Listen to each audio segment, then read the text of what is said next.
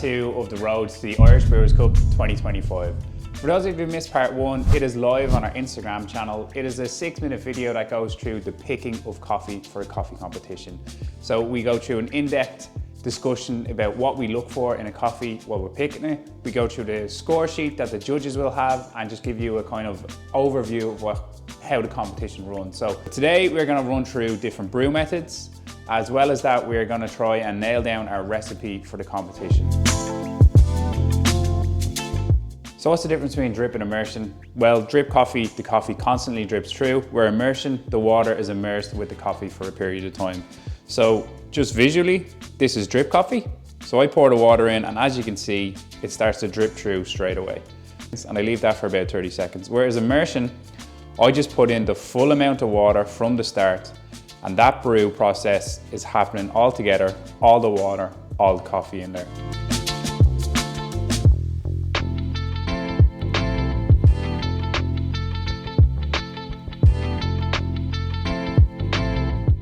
And the brewer I'm going to pick is the immersion. And the reason I'm picking the immersion brewer is because it's less work brewing.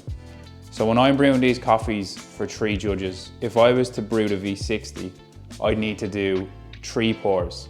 So I'd have to do 3 pours on one, 3 pours on my second brew, and 3 pours on my third brew.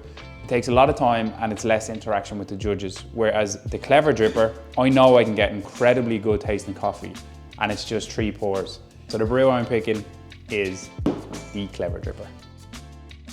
So now that I've picked my brewer, I'm going to work on my recipe. So the main thing to note when you have a recipe is always have a standard recipe that you have for whatever coffee it is.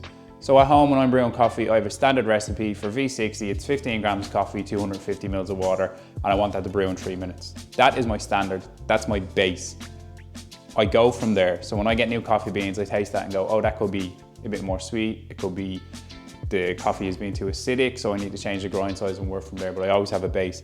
So my base for the Clever Dripper is a grind size of about 7.5 on this EK. I let it brew for 1 minute 10 seconds and then I let it draw down. So total brew time around 3 minutes. So let's start with that. So the first brew is done and it's delicious. There's like an aftertaste of lavender. It's so sweet up front. The aroma, as I said, is like strawberries and cream, custard. It's so sweet. The one thing I'm gonna get with the next brew is I'm gonna leave it brew for longer. So when I brew it for longer, I'm trying to achieve a bit more body. So viscosity in the mouth and a bit more sweetness. But mainly body. If I can get more body, it tastes like malt now. It is ridiculous. Wow.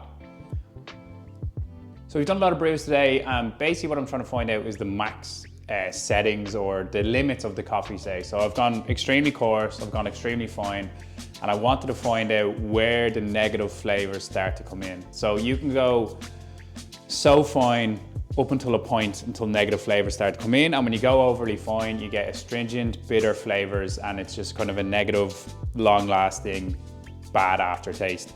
And then the other side of that, if you go too coarse, you'll have a really acidic, thin mouthfeel, and yeah, negative flavors on that end. So I'm trying to find a sweet spot in between. So what I did was I actually jumped online to other places that sell this coffee to see what flavor notes they have and to see if we're in the same ballpark. And delighted to say we absolutely are. So if they're getting the flavor notes, I'm getting the flavor notes. I hope the judges will get the flavor notes. I just wanted to talk about the investment in equipment for a competition like this. So first off, you of course need your coffee. This coffee, to be completely transparent, is above €100 a kilo to buy roasted coffee. I will be using about 2 to 3 kilos. And then we have our brewers. So you'll need 3 Clever Drippers. They're about 30 quid each. 3 servers, 20 quid each. 3 weighing scales, a brewistic kettle. So this kettle is temperature controlled. That's over 100 quid, about 120. And then you'll also need a grinder. I'm using the EK, which is about 2 grand. Luckily we have that already in the roastery, but you can see how quickly all of these things add up to be very, very expensive. And if you want to do well, honestly, that's what you have to pay. And there is outliers in that, but I mean, the standard today is just so high. You do need to really invest in the best equipment and the best coffee to compete. But that's not to say you shouldn't still try if you don't have a big budget, because there is outliers, as I said, in that. It's amazing to learn, it's a great growth experience, and even the research I'm doing on different brew methods and stuff, I'm always learning, and these competitions, while can be expensive, are absolutely worth doing. But just wanted to give you a kind of insight into how much it costs to compete in the Irish Brewers Cup. And then the world, you need to buy even better coffee, which is crazy. You may have noticed I don't have the IKEA cup anymore. I have this beautiful mug from Dunbeacon Pottery, and that's where I'll be using my mugs. And as you can see, Helen, who works down there, is such a lovely person. She was in the roastery a couple of weeks ago, and I will be going down to do a collaboration with them. But you can see the mugs are beautiful. They're handcrafted, so no two are the same. And you can see they have, they angle to the top. So again, when I'm tasting that, my nose is in the cup and all the aromas being funneled to my nose.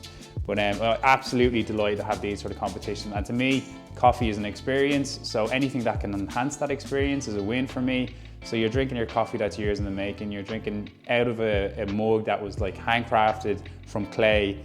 And to me, like, yeah, it just enhances the experience. So I'm a brew. That just goes to show how many brews deep I am. I was about to say, I am about 8 brews deep. Minimum, I can't even remember, and the coffee that's winning so far is way finer than I initially thought. So it's very, very important that you try and find the limits of your coffee. In the next video, I'm gonna go through my routine. So the biggest part to me is, of course, picking your coffee, picking your recipe. I've been looking through the World Brewer Cup routines, and all they are is really relaying the information about the coffee. So all I have to do is get all the information together about this coffee. If you're still listening, fair play to you, yeah, that's not too intimidating. So that's part 3, bringing the information together, touching base with the producer. But yeah, thanks for listening today, and I hope you found today educational, entertaining, all of that good stuff. I've had way too much coffee, so I'll see you on the next one.